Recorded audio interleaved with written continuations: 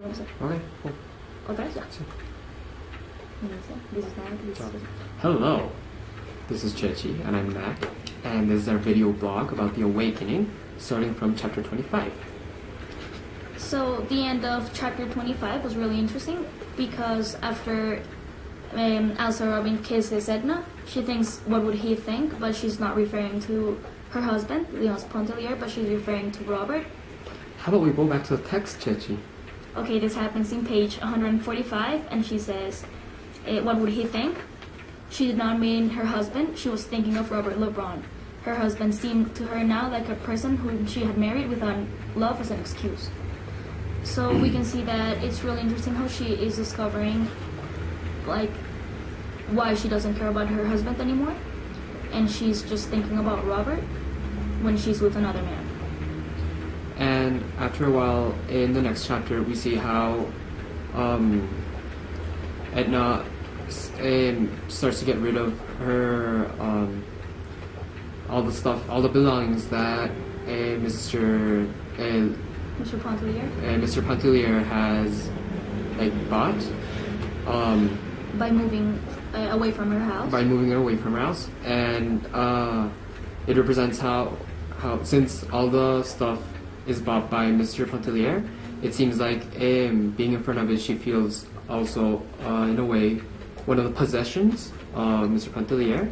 So to get free from this possession, she tries to get rid of all the stuff and move away to a smaller house. Another important part of the section that we read is when she talks to Mademoiselle Rice, and she confesses her love for Robert, but she does it in a way that at first is not so straight up, but Mademoiselle Rice has the ability of being straightforward with Edna all the time and making her confess and be true to herself. And when she does this, she feels free from the weight of the secret that is Robert's love, and then she falls for the temptation and the desire for Elsa or Robin, because even though she says she's in love from Robert, all of these emotions that are freed from her, she has to express them. She in a way has to release all these emotions that she has built upon Robert, but she's always kept them inside her. But now that she has already confessed with Mademoiselle Rice.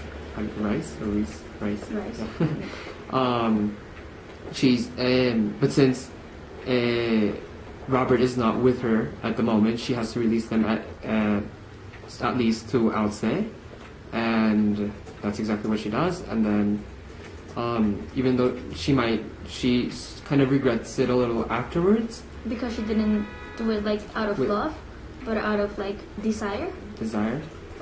She feels maybe a little bit guilty, but she still is able to release all her feelings.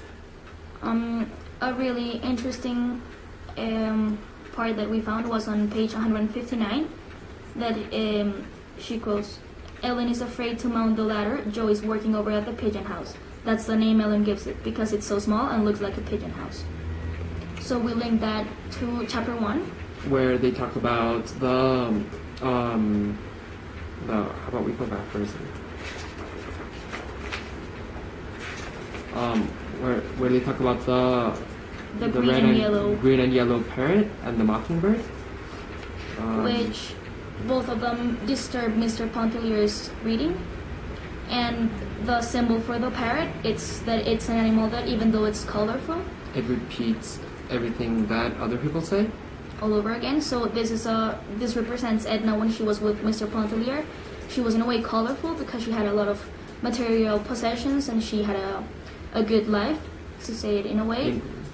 But she was following what the society told her to follow because she was a woman, and she wanted to be like the mockingbird because she wanted to be free. And a mockingbird, it represents more freedom because a mockingbird is allowed to sing whatever it feels like singing. And it's also important that both of them belong to Madame Lebrun, who is the mother of Robert. So and they're both disturbing Mr. Pontellier because he wants to own them, to shut them up. But in Just as the Birds, he does not control Edna, and he does not control the love Edna feels for Robert. So now we find that in chapter 29, she's in a pigeon cage.